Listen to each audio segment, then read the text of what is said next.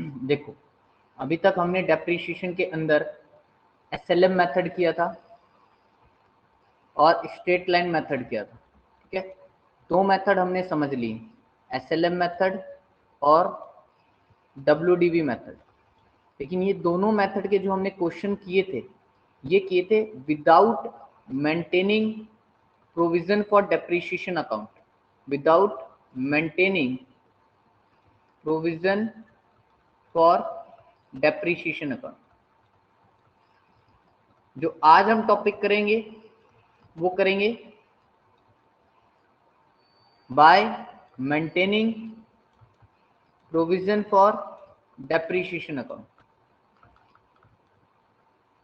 लेकिन सबसे पहले हम डिफरेंस जानेंगे कि प्रोविजन फॉर डेप्रीशिएशन अकाउंट अगर हम बनाते हैं तो क्या फर्क होता है और नहीं बनाते हैं तो क्या फर्क होता है। ठीक है, फॉर एग्जांपल अभी तक जब हम नहीं बना रहे थे, ठीक है, तो क्या होता था विदाउट मेंटेनिंग, जब हम नहीं बना रहे थे तो क्या हो रहा था, इस चीज को देखो। अभी without maintaining provision for depreciation, जब हम नहीं बना रहे थे तो हम क्या करते थे, मान लो हमने कोई फिक्स एसेट्स खरीदा 1 अप्रैल 2019 में, लाइक हमने कोई मशीनरी खरीद लिया, machinery account debit to cash account. हमने मशीनरी खरीद लिया, मान के चलो 5 लाख रुपए का। ठीक है, साल के अंत में हम क्या करते थे, इस पे डेप्रीशिएशन लगाते थे। 31 मार्च 2020 में इस पे डेप्रीशिएशन लगाते थे, depreciation account debit to machinery account.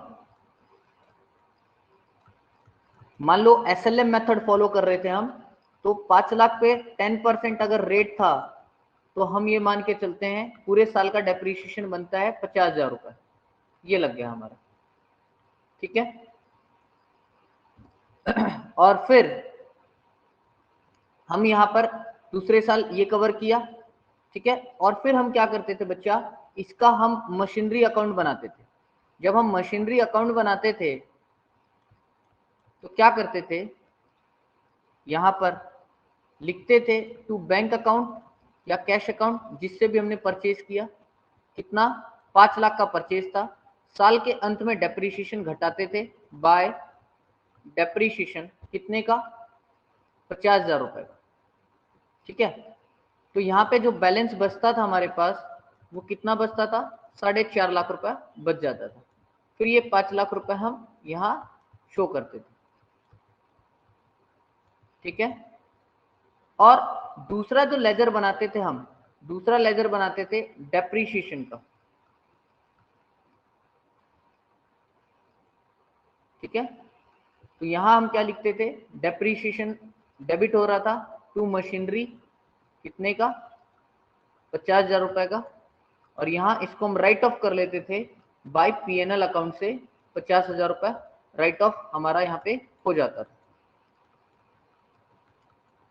ठीक है बच्चा, ये तीसरी एंट्री यहाँ पे जो हम सिखाया था कि ये डेप्रीशिएशन को पीएनएल से क्या करते थे, राइट ऑफ करते थे टू डेप्रीशिएशन, 50,000 राइट ऑफ करते थे। ओके, तो तुम्हें ये पोर्शन क्या सिखाया मैंने, ये वाला पोर्शन तुम्हारा जनरल का था, है ना, ये पोर्शन जनरल का था। जनरल के बाद तुमने क्या बनाया बेटा जी, लेजर बनाया, ये तुमको लेजर सिखाया था मैंने, और लेजर के बाद तुमको क्या सिखाया मैंने, ट्रायल बैलेंस बनाना सिखाया, ट्रायल बैलेंस।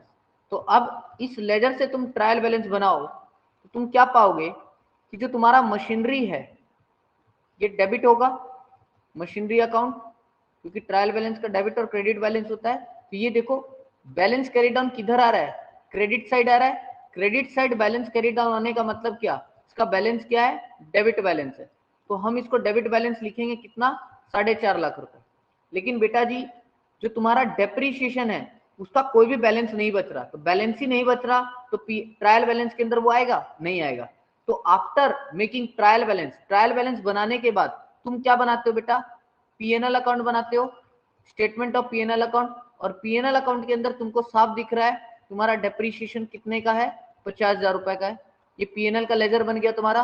तो पीएनएल के लेजर में तुमको डेप्रीशिएशन कितने का दिखा, 50,000 का। और पीएनएल के बाद तुम क्या बनाते हो, balance sheet.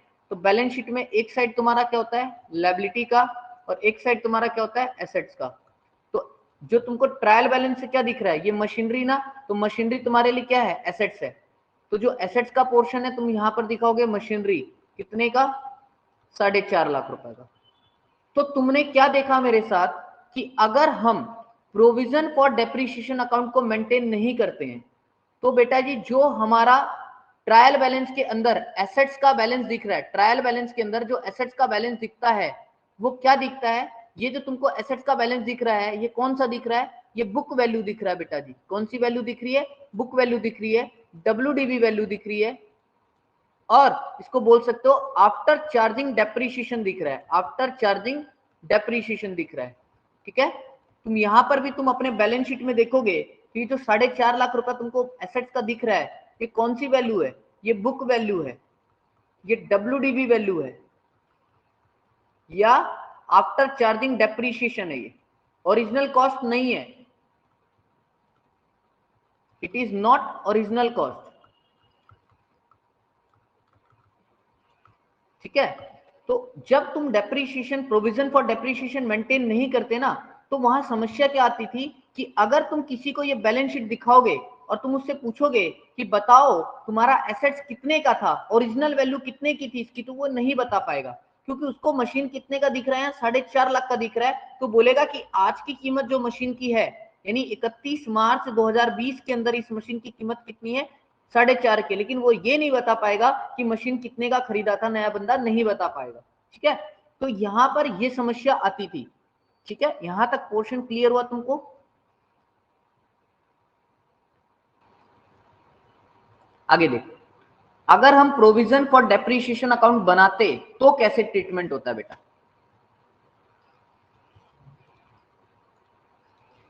When provision for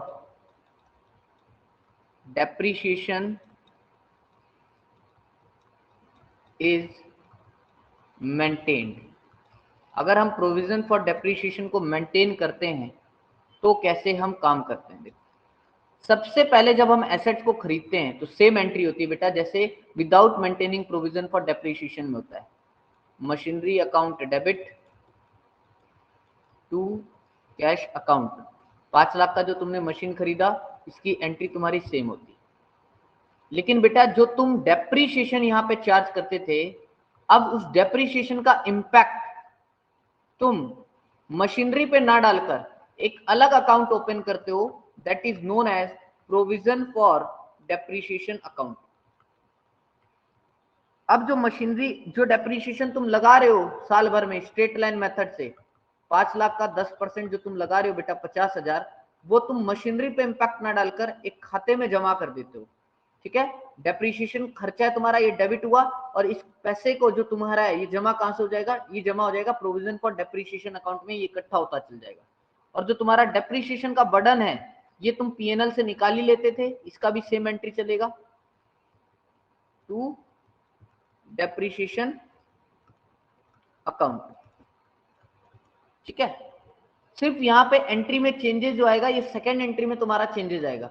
लेकिन अब बेटा इसका लेजर बना के तुम देखो, मशीनरी अकाउंट का तुम लेजर बनाओ, तुमको क्या नजर आएगा कि 1 अप्रैल 2019 को तुमने जो मशीन खरीदा टू कैश अकाउंट 5 लाख रुपए का, 31 मार्च 2020 में तुम्हारा डेप्रीशिएशन कहीं मशीन को क्रेडिट किया क्या, देखो मशीन डेबिट तो हुआ इसलिए तुमने डेबिट 5 लाख कर दिया, लेकिन ये तीनों एंट्री में देखो मशीन कहीं क्रेडिट हुआ नहीं हुआ।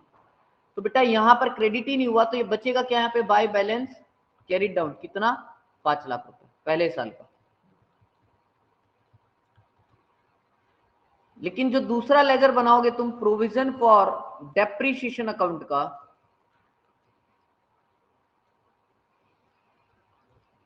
प्रोविजन फॉर डेप्रीशिएशन अकाउंट का, ये क्या हो रहा है, प्रोविजन फॉर डेप्रीशिएशन क्रेडिट हो रहा है बेटा, क्या हो रहा है, क्रेडिट हो रहा है। तो तुम यहाँ क्रेडिट करोगे 50,000, रीजन क्या आएगा, बाय डेप्रीशिएशन,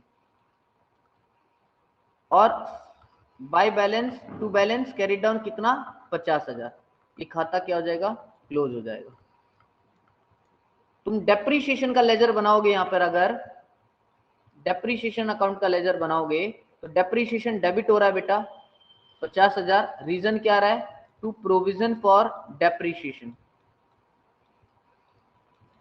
और यहां पर ये क्रेडिट हो रहा है डेप्रीशिएशन बाय पीएनएल अकाउंट से 50,000 से। तो बेटा ये तो तुम्हारा ट्रायल के पार्ट का नहीं बनना। ट्रायल बैलेंस अगर तुम बनाओगे तो बेटा मशीनरी तुम्हारा डेबिट होगा, क्योंकि देख लो मशीनरी का क्रेडिट बैलेंस आ रहा है, credit side balance carry down आ रहा है, दैट मींस इसका बैलेंस क्या है, डेबिट बैलेंस, यानी ब्रॉट डाउन तो तुम यही करोगे ना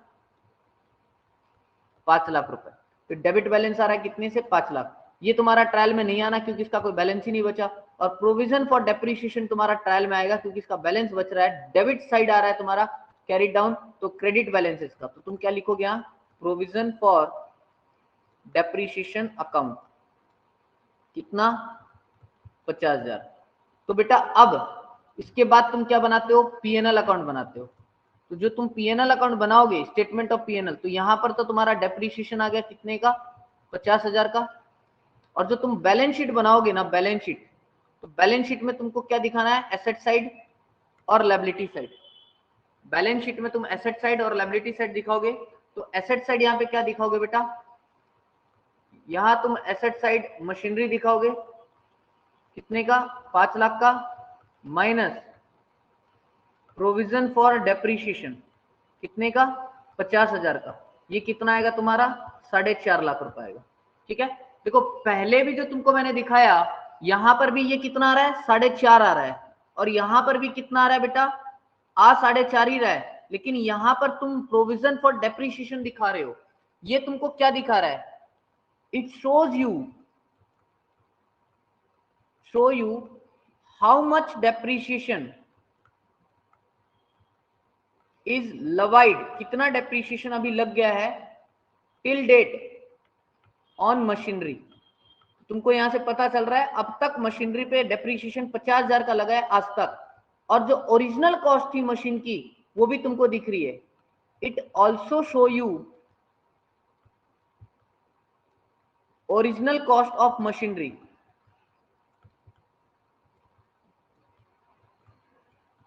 ठीक है बेटा, तो तुमको ये चीज समझ आया। इससे मैं कंक्लूड क्या कर रहा हूं कि when provision for depreciation is maintained,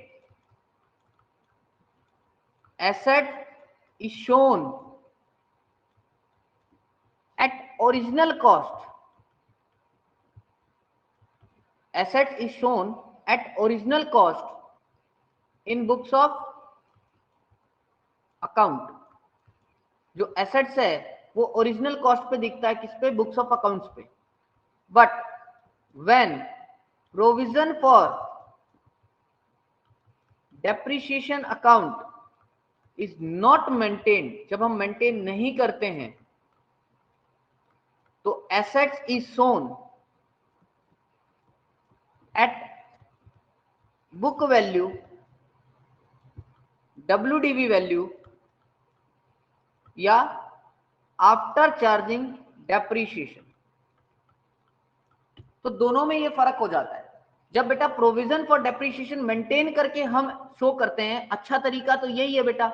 इससे क्या होता है, इन्वेस्टर्स को, जो तुम्हारे व्यापार के अंदर पैसा लगा रहा है, उसको ये पता चल पाता है कि तुम्हारे बुक्स ऑफ अकाउंट्स में एसेट्स तुमने कितने की खरीदी थी, अब तक उस पर कितना डेप्रीशिएशन लग चुका है और कितना लगना बाकी है ना, उसको ये पता चल पाता है।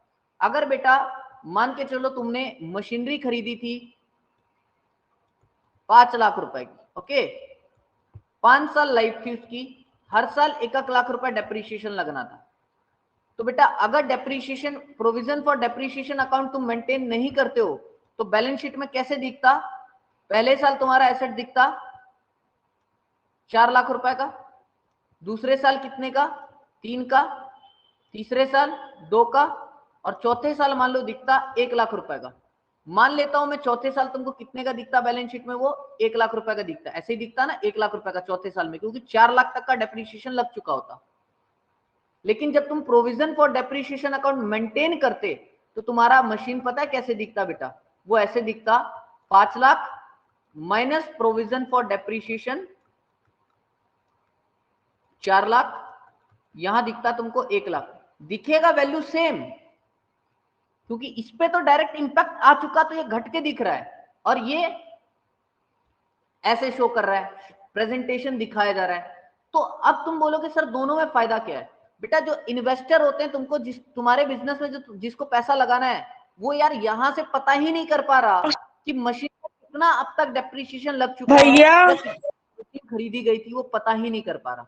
लेकिन इस तरीके से अगर तुम को मेंटेन करते हो, अपने एसेट्स को मेंटेन करते हो, तो इन्वेस्टर क्या डिसीजन ले पाएगा बेटा? इन्वेस्टर डिसीजन ले पा रहा है कि कंपनी ने 5 लाख रुपए का मशीन खरीदा था, 4 लाख तक का डेप्रिसिएशन लग चुका है, 1 लाख का लगना बाकी है बेटा, और यानी 1 लाख का 1 साल के बाद अभी कंपनी के ऊपर 1 साल के बाद कंपनी के ऊपर दोबारा से 5 लाख का खर्चा आना बाकी है। अभी कंपनी को दोबारा से 5 लाख रुपए का हेवी खर्चा करना है एक मशीन को खरीदने में, तो वो बेटा सोच सकता है कि उसको इस कंपनी के अंदर इन्वेस्टमेंट करना चाहिए या नहीं करना चाहिए। यहां तो बेचारा डिसीजन ही नहीं ले पा रहा, क्वेश्चन मार्क खड़ा हो गया उसके लिए, है ना। तो दोनों में ये डिफरेंस आता है, उसको ये पता करने में मदद मिलता है कि इन्वेस्ट करना चाहिए नहीं करना चाहिए, वो सोच पाता है कि कंपनी नई मशीन खरीदेगी कब खरीदेगी, है ना। तो दोनों में ये डिफरेंस आता है। और दूसरी बात ये आता है कि जब तुम provision for depreciation account maintain नहीं करते तो तुमको पता ही नहीं लगता यार ओरिजिनल कॉस्ट, तुमको वहां क्या दिखता है, जो एसेट दिखती है वो बुक वैल्यू पे दिखती है, घटा के दिखती है डेप्रिसिएशन, लेकिन यहाँ पर ओरिजिनल कॉस्ट पे दिखती है। देखो ये ओरिजिनल कॉस्ट पे तुमको तुम्हारी एसेट दिख रही है यहाँ पे। तो तुमको याद रखना है, जब भी क्वेश्चन तुमको प्रोविजन फॉर डेप्रिसिएशन देगा तो तुम्हारा एसेट्स हमेशा ओरिजिनल कॉस्ट पे होगा, लेकिन क्वेश्चन तुमको प्रोविजन फॉर डेप्रिसिएशन नहीं देगा तो तुम्हारा एसेट्स किस में होगा? WDV वैल्यू पे, बुक वैल्यू पे। और इसका दूसरा प्रेजेंटेशन ऐसे भी किया जा सकता है बेटा, मशीनरी अकाउंट 5 लाख इधर लिख के दिखाया जा सकता है और प्रोविजन फॉर डेप्रिसिएशन तुम्हारे को लायबिलिटी साइड लिख के दिखाया जा सकता है, क्योंकि इसका क्रेडिट बैलेंस होता है, तो प्रोविजन फॉर डेप्रिसिएशन यहाँ पे लिखा के दिखाया जा सकता है। ठीक है, मान लो 1 लाख का था तो 1 लाख, 4 लाख का तो 4 लाख। इसको बेटा प्रोविजन फॉर डेप्रिसिएशन को अकुमुलेटेड डेप्रिसिएशन का भी नाम दिया जाता है, ये ध्यान रखना, इसको अकुमुलेटेड डेप्रिसिएशन भी बोला जाता है। ठीक है बच्चा, clear? Any doubt to anyone?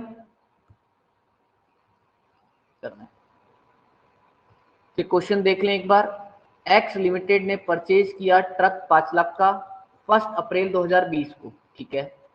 फिर एक्स लिमिटेड ने एक दूसरा ट्रक खरीदा है 1 अक्टूबर 2022 को फॉर 6 लाख रुपए का। It sold the truck purchase on 1 April 2020 for 4.5 lakh on 1 January 2023।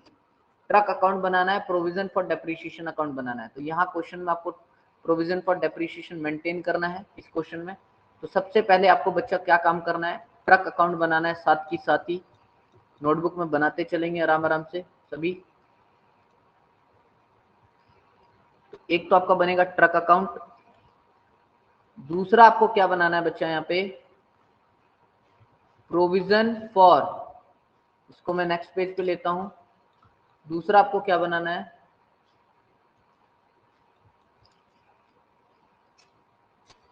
Provision for depreciation account. दूसरा क्या बनाना है, प्रोविजन फॉर डेप्रिसिएशन अकाउंट। यहां पे दूसरा ये बनाना है। ठीक है बच्चा, तो आराम आराम से क्वेश्चन करना। सबसे पहले बेटा क्या बोला, ट्रक खरीदा है 1 अप्रैल को, तो तुमको ये एंट्री पता है 1 अप्रैल को जब हम ट्रक खरीदेंगे 2020 में, तो truck account debit to cash account हम एंट्री करते हैं। कितने का खरीदा, 5 लाख का खरीदा। तो 1 अप्रैल 2020 से लेकर 31 मार्च 2021 तक और कोई भी ट्रक नहीं खरीदा। तो यहाँ पर जो आप 31 मार्च 2020 को बाय डेप्रिसिएशन लिखते थे, अब यहाँ पर डेप्रिसिएशन नहीं आएगा बेटा, क्योंकि उस एसेट्स के अकाउंट को आपको इंपैक्ट नहीं करना है। वो इंपैक्ट जब ही करेगा जब आप एसेट्स को बेच दोगे। तो क्या करना है फिर सर, तो बेटा आपको जो डेप्रिसिएशन है वो जमा कहाँ करते चलना है, प्रोविजन फॉर डेप्रिसिएशन अकाउंट में। तो 31 मार्च 2020 को आप 31 मार्च 2021 आएगा यहाँ पे, 31 मार्च 2021 को आप यहां पर लिखोगे बाय डेप्रीशिएशन। पहले क्या करते थे, आप लिखते थे depreciation account debit to truck, लेकिन अब क्या लिखोगे, depreciation account debit to provision for depreciation account. जो ट्रक पे डेप्रीशिएशन लगा है, मान लेता हूं 10% है बेटा, SLM मेथड है, ठीक है, स्ट्रेट लाइन मेथड है, तो 5 लाख पे 50,000 रुपए बनता है बेटा। 5 लाख पे 10% जो बनता है वो 50,000 रुपए बनता है, तो आपका यहाँ पे इकट्ठा हो जाएगा 50,000 रुपए, ठीक है। पहले जो आप यहाँ डेप्रीशिएशन लगाकर बैलेंस कैरी डाउन करते थे वो अब नहीं करना, अब यहाँ पर डायरेक्ट बैलेंस कैरी डाउन हो जाएगा, कितना, 5 लाख रुपए। तो ये साल खत्म हो जाएगा 5 लाख रुपए।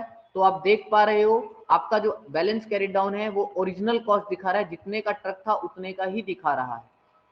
अगले साल आप 1 अप्रैल 2021 को क्या करोगे, यहां पर फिर से बैलेंस ब्रोट डाउन करोगे, कितने का बेटा जी, 5 लाख रुपए का। अब आप देखो इस साल भी कोई ट्रक खरीदा गया क्या, नहीं खरीदा गया, ठीक है। तो आप 31 मार्च 2021 में ही इधर भी क्या करोगे, बैलेंस कैरी डाउन कर दोगे, 50,000 रुपए, ये आपका कैरी डाउन हो जाएगा, और ये साल क्या हो जाएगा, प्रोविजन फॉर डेप्रीशिएशन का भी क्लोज हो जाएगा। फिर यहाँ पे बेटा जी 1 अप्रैल 2021 में बाय बैलेंस ब्रोट डाउन आपका आ जाएगा, ये वाला 50,000 रुपए इधर आ जाएगा, ठीक है। जैसे लेजर बनाते थे वैसे ही कर रहे हैं, कोई इशू नहीं होना चाहिए इतने तक। फिर आपने इस साल भी कोई ट्रक नहीं खरीदा, तो फिर 31 मार्च 2022 को आप फिर से इस खाते को क्लोज कर दो, बाय बैलेंस कैरी डाउन, क्योंकि इस साल डेप्रीशिएशन तो लगेगा, लेकिन इसका डेप्रीशिएशन इकट्ठा कहां करोगे, इसका डेप्रीशिएशन इकट्ठा इसके प्रोविजन फॉर डेप्रीशिएशन के खाते में करोगे, 2022 को यहां इकट्ठा करोगे बाय डेप्रीशिएशन। पूरे 5 लाख पे लगना है, स्ट्रेट लाइन मेथड है, तो यहाँ पे इकट्ठा होता चल जाएगा, 5 लाख पे 10%, 50,000 रुपए यहाँ पे इकट्ठा हो गया, ठीक है। 1 लाख रुपए इधर आ गया आपका, और 31 मार्च 2022 को टू बैलेंस कैरी डाउन, यहाँ पे कितना आ जाएगा आपका, 1 लाख रुपए आ जाएगा बेटा जी, और इसको 1 लाख रुपए को आप यहाँ इकट्ठा कर लो। फिर अगली बार इसी कैरी डाउन को क्या करोगे, ब्रोट डाउन कर लोगे, 1 अप्रैल 2022 में बाय बैलेंस ब्रोट डाउन कितना, 1 लाख रुपए, ठीक है। तो आपने देखा कि इसका जो पहले यहां डेप्रीशिएशन लगता था अब उसके प्रोविजन फॉर डेप्रीशिएशन में लग गया, तो ये अभी भी as it is by balance carry down है 5 लाख रुपए, इधर का खाता क्लोज। अभी भी आपको दिख रहा है एसेट्स आपको किस वैल्यू पे दिख रही है बेटा, ओरिजिनल वैल्यू पे। तो मैंने आपको कहा था कि जब आप provision for depreciation account maintain करते हो तो एसेट्स आपको ओरिजिनल वैल्यू पे ही दिखेगा। तो 1 अप्रैल 2022 आ गया, फिर से आप क्या लिखोगे, टू बैलेंस ब्रोट डाउन कितना, 5 लाख रुपए। अब आपको यहाँ क्वेश्चन में दिख रहा होगा साफ साफ कि आपने एक ट्रक और खरीदा है 1 अक्टूबर 2022 में, तो अब 2022 आ चुका है, तो आपका फर्ज बनता है यहाँ लिखने का 1 अक्टूबर 2022 टू कैश अकाउंट, आपने एक ट्रक और खरीद लिया 6 लाख रुपए में। अब ये ट्रक आपने बीच में खरीदा है, ये ट्रक आपने क्या खरीदा है, बीच में खरीदा है। बेटा आपको पता है इस पे पूरे साल का डेप्रीशिएशन लगना है, इस पे आधे साल का डेप्रीशिएशन लगना है, लेकिन मैंने बताया इधर डेप्रीशिएशन अब नहीं लगना। अब डेप्रीशिएशन का जगह कौन ले लिया, प्रोविजन फॉर डेप्रीशिएशन अकाउंट। तो 31 मार्च 2023 में डेप्रीशिएशन लगाओगे आप बाय डेप्रीशिएशन। पहले वाले मशीन पे तो पूरे 5 लाख का 10% लगेगा, है ना, और दूसरे वाले पे 6 लाख का 10% लगेगा, लेकिन कितने मंथ के लिए, 6 मंथ के लिए। तो इसका डेप्रीशिएशन हो गया 50,000, इसका डेप्रीशिएशन हो गया 30,000, तो इधर कितना आ गया, 80,000। तो टोटल कितना आ गया, 1,80,000। देखो ये बैलेंस ब्रोट डाउन और इधर 1,80,000 ये आ गया। फिर आप क्या करोगे, 31 मार्च 2023 के अंदर टू बैलेंस कैरी डाउन 1,80,000 रुपए। तो अभी ये 180 का मतलब आपको पता है बेटा जी क्या है, 180 का इसका मतलब ये है, ये प्रोविजन फॉर डेप्रीशिएशन अकाउंट आपको क्या दिखा रहा है कि आज तक इस पे कितना डेप्रीशिएशन लगा, 180 का लगा। और यहां क्या दिखा रहा है आपको, ये वाला पोर्शन क्या दिखाता है, ये जो आप यहां लिखने जा रहे हो अभी 31 मार्च 23, ये वाला पोर्शन आपको क्या दिखाएगा, ये वाला पोर्शन क्या दिखाएगा आपको, बाय बैलेंस कैरी डाउन, ये वाला पोर्शन 6 लाख और 5 लाख, टोटल कितना है 11 लाख। तो ये वाला जो पोर्शन आपको 11 लाख का, ये क्या दिखा रहा है आपको कि आज तक जो आपकी ओरिजिनल कीमत है दोनों एसेट्स को मिलाकर वो कितने की है, 11 लाख रुपए। ठीक है, तो आप इसको टुकड़ों में भी दिखा सकते हो, पहले वाला 5 लाख और दूसरे वाला 6 लाख। तो ये आपको बड़े ध्यान से हर साल आपने क्या क्या पोस्टिंग किया। मैं दोबारा से बता रहा हूं यहां तक, फिर मैं आगे आपको दोबारा समझाऊंगा। सबसे पहले आपने क्या किया बेटा जी, ट्रक बनाया, ट्रक अकाउंट बनाया। 1 अप्रैल 2020 को आपने खरीदा, तो आप जैसे लिखते थे टू कैश अकाउंट 5 लाख लिख दिया। इधर आप पहले डेप्रीशिएशन लिखते थे, अब इधर जगह नहीं आएगा डेप्रीशिएशन का, डेट सेम रहेगा लेकिन डेप्रीशिएशन किधर आ जाएगा, प्रोविजन फॉर डेप्रीशिएशन अकाउंट में इकट्ठा हो जाएगा। तो बाय डेप्रीशिएशन 50,000 इकट्ठा हो गया। तो पहला काम आपने किया, एक तो इधर वाला पोर्शन और एक प्रोविजन फॉर डेप्रीशिएशन वाला। अब साल का खत्म करना है बेटा, क्लोज करना है, तो ये 5 लाख लिख के कैरी डाउन आपने क्लोज कर दिया। इधर भी प्रोविजन फॉर डेप्रीशिएशन में भी इसको भी क्या करना होता है, क्लोज करना होता है, इधर क्लोज कर दिया। फिर अगली बार इसको ब्रोट डाउन करना होता है बेटा, इसको आपने ब्रोट डाउन कर लिया। ठीक है, और इधर भी क्या करना होता है, अगली बार आपको ब्रोट डाउन करना होता है, इधर भी आपने क्या कर लिया, ब्रोट डाउन कर लिया। ठीक है, फिर इस साल भी आपने कुछ नहीं खरीदा बेटा, तो फिर से कैरी डाउन लिखा, क्लोज किया और इसको क्या कर दिया। लेकिन इसका डेप्रीशिएशन जो लगेगा, इसका जो डेप्रीशिएशन लगेगा 31 मार्च 2022 का, वो कहां इकट्ठा करोगे, यहां पे इकट्ठा करोगे, बोला था ना। तो इकट्ठा हो गया 50,000, तो पिछले साल का 50,000 और इस साल का 50,000, टोटल कितना हो गया 1 लाख। तो अब जो इकट्ठा करेंगे, इसलिए तो बोलते हैं ना एक्यूमुलेटेड, एक्यूमुलेटेड का मतलब इकट्ठा करना। तो टोटल डेप्रीशिएशन कितना हो गया 1 लाख, 50,000 पिछला और 50,000 इस साल का। तो एक्यूमुलेटेड डेप्रीशिएशन यानी डेप्रीशिएशन क्या होता जा रहा है, इकट्ठा होता जा रहा है। तो ये कह रहा है अब तक का डेप्रीशिएशन कितना 1 लाख। फिर इसको क्या कर लोगे आप, अगली बार ब्रोट डाउन कर लोगे, बाय बैलेंस ब्रोट डाउन कितना 1 लाख रुपए। ठीक है सर, फिर आपने क्या किया बेटा जी, इस वाले पोर्शन को ब्रोट डाउन किया, टू बैलेंस ब्रोट डाउन कितना 5 लाख। अब यहां डेप्रीशिएशन लगना था, यहां नहीं लगा सकते।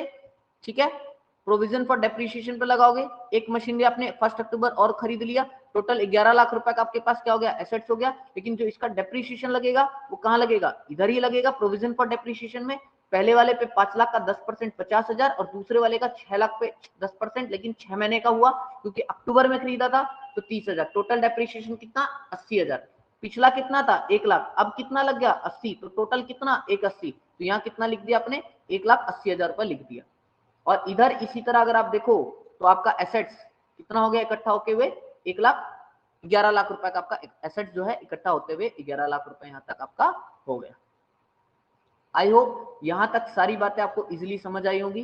तो बेटा अब मैं इसको क्या करूंगा, ब्रोट डाउन करूंगा। कब, 1 अप्रैल 2023 में टू बैलेंस ब्रोट डाउन करूंगा। पहले मशीन का कितना अपना 5 लाख रुपए और दूसरे मशीन का कितना 6 लाख रुपए। टोटल कितना लिखूंगा यहाँ पे मैं 11 लाख रुपए। अब देखो अगर आप क्वेश्चन को ध्यान से देखना बेटा जी, क्वेश्चन को ध्यान से देखना कि पहले जो मशीन आपने खरीदा था, कौन सा, ये 5 लाख वाला पहले जो खरीदा था, उसको आप बेच रहे हो 4.5 लाख में। कब, 1 जनवरी 2023 में बेच रहे हो। 1 जनवरी 2023 में आप बेच रहे हो। जो आपने मशीन को पहली बार खरीदा था उस वाली मशीन को आप बेच रहे हो। तो पहले आप यहां पर क्या करते थे बेटा, डेप्रीशिएशन लगाते थे 1 जनवरी 2023 में। लेकिन अब डेप्रीशिएशन का पोर्शन मैंने बोला ना यहां पर नहीं आएगा। डेप्रीशिएशन जो चार्जेबल कहां होगा, आप पहले इसको क्या करोगे, ब्रोट डाउन करोगे 1 अप्रैल 2023 में बाय बैलेंस ब्रोट डाउन कितना बेटा, अब तक का टोटल डेप्रीशिएशन कितना है 1,80,000 है। ठीक है, 180 है जी सर। अब बेटा 180 में भी अगर तुम देखो तो इसको भी तुम टुकड़ों में दिखा सकते थे ना, क्योंकि टोटल जो 180 आ रहा है तुम्हारा, यहाँ जो तुम बैलेंस कैरी डाउन कर रहे हो 180 का, तो उसका क्या है, पहले वाले का 50,000 है, सॉरी यहाँ पर टोटल तुम्हारा 180 आ रहा है। कैसे आ रहा है, 50 और 1.5, पहले वाले का 1.5 तो अब तक है और दूसरे वाले का 30,000 है, टोटल 180 इसलिए बना है। ठीक है, तो तुमको मैंने बोला डेप्रीशिएशन तुम कहां लगाओगे, यहां लगाओगे। अब डेप्रीशिएशन कब लग रहा है, 1 जनवरी 2023 में लग रहा है। क्यों लग रहा है बेटा, क्योंकि इस दिन तुम एसेट्स को बेच रहे हो। तो बाय डेप्रीशिएशन लगेगा पहले वाले मशीन पे, पहले वाले मशीन पे, पहले वाला मशीन कितना था 5 लाख का था, 10%। कब से? अप्रैल से लेकर जनवरी तक, अप्रैल से लेकर जनवरी तक, ठीक है, मतलब जनवरी पूरा नहीं आएगा, अप्रैल से दिसंबर ही समझ लो। तो तुम्हारा कितने महीने का हो गया? 9 महीने का हो गया। तो तुम इस पे 9 महीने का डेप्रीशिएशन लगाओ, अप्रैल से लेकर जनवरी तक 9 महीने का तुम डेप्रीशिएशन लगाओ। देखो तुमको मैं कैलकुलेशन भी दिखाता हूँ यहाँ साथ साथ।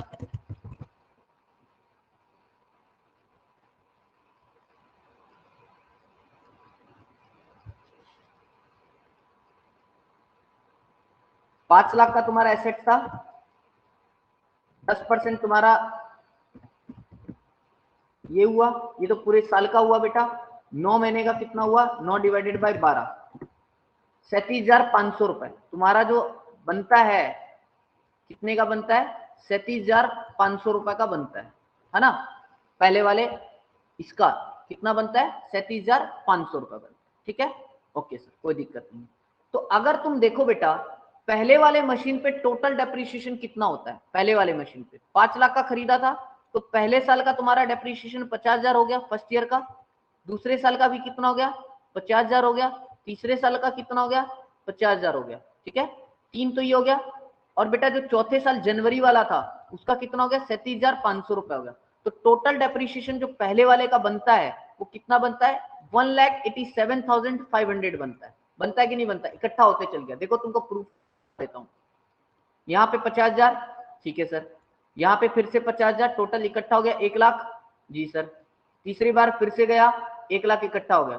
तो अभी तक 1 लाख था बेटा, 1 लाख प्लस पहले वाले पे 50 और ये दूसरी वाले पे बेटा 30, तो पहली वाले पे अभी तक कितना हो गया? 1.5 लाख तो ये हो गया।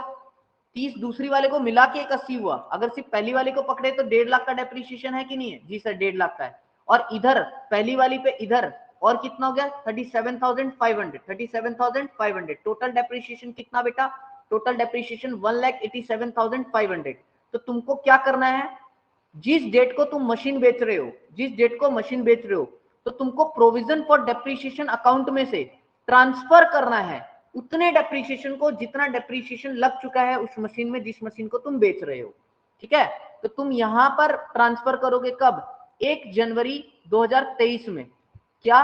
किस खाते में? टू ट्रक खाते में, टू ट्रक अकाउंट। ट्रक बेच रहे हो ना तुम, तो ट्रक बेच रहे हो। कौन सा ट्रक बेच रहे हो? पहले वाला ट्रक। तो बेटा तुम्हारा जो टोटल डेप्रीशिएशन है उसमें से अब तक तुमको कितना ट्रांसफर करना चाहिए? तुम्हारा टोटल डेप्रीशिएशन बनता है 1,87,500। सिर्फ पहले वाले की बात कर रहा हूं, है ना।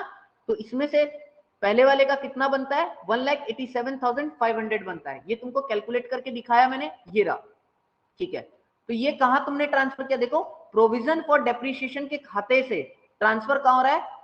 ट्रक के खाते में। तो provision for depreciation account debit to truck, truck credit हो रहा है। तो यहां पर ट्रक के खाते में तुम यहां पर लिखोगे, कहां से आया? ये आया by provision for depreciation account. कितना पैसा आया बेटा जी? 1,87,500। ओके। तो तुम यहां देख पा रहे हो तुम्हारी मशीन कितने की थी? ट्रक कितने का था? 5 लाख का। 5 लाख में अब तक इकट्ठा डेप्रीशिएशन, ये इकट्ठा डेप्रीशिएशन है बेटा। जिस दिन तक तुम बेच रहे हो वहां तक का डेप्रीशिएशन। तुमको बोलता था ना प्रोविजन फॉर डेप्रीशिएशन क्या है? अक्यूमुलेटेड डेप्रीशिएशन होता है। तो ये ओरिजिनल कॉस्ट थी, 5 में खरीदा था। आज तक जनवरी 1 तक इस पर कितना डेप्रीशिएशन लग चुका?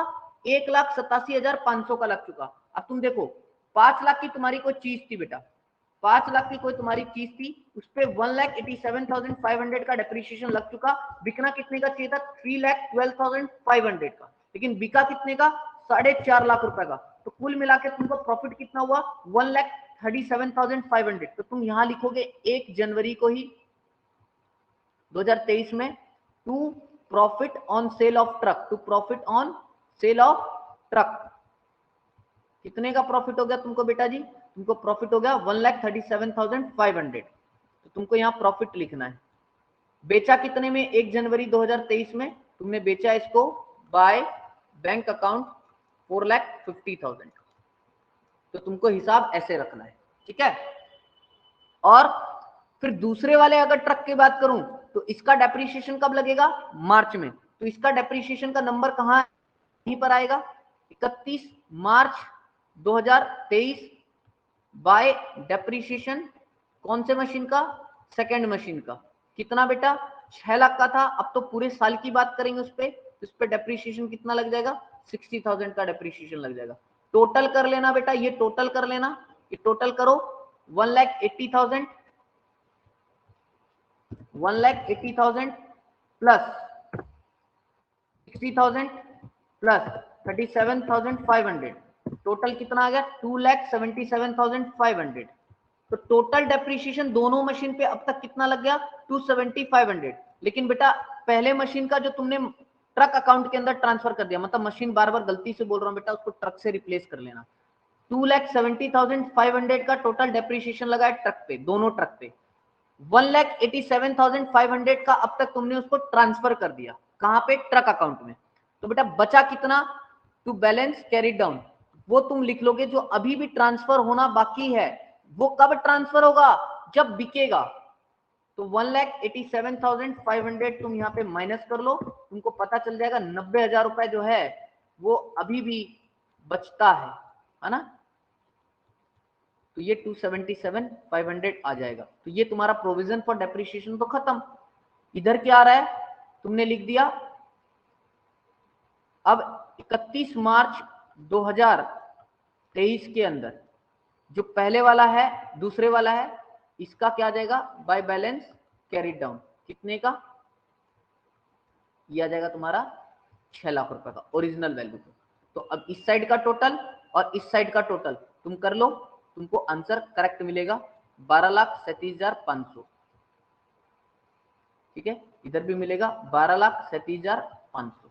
तो इस तरह से तुमको मेंटेन करना है प्रोविजन फॉर डेप्रिसिएशन अकाउंट। ठीक है, ये तुम्हारा का पूरा। तो ये तुमको कैसे मेंटेन करना है तुमको मैंने यहाँ पर सिखा दिया। ये तुम्हारा पोर्शन था, प्रोविजन फॉर डेप्रिसिएशन मेंटेन करते हैं तब कैसे हम प्रिपरेशन करते हैं। I hope it is clear to everyone.